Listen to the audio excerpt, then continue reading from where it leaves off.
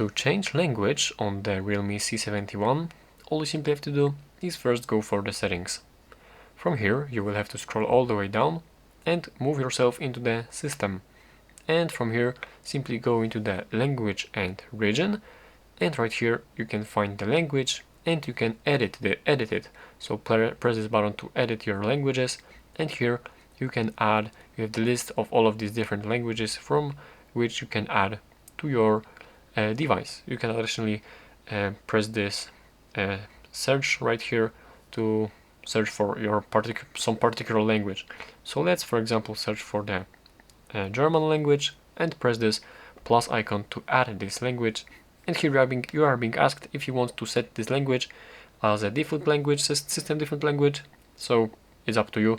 Let's, for example, set this one as a default language right here. And now you can see that this is our standard language, and yeah, that's pretty much it. And you can also change these languages by dragging them like this. And yeah, let's change this one, and that's pretty much it. That's how you can do this.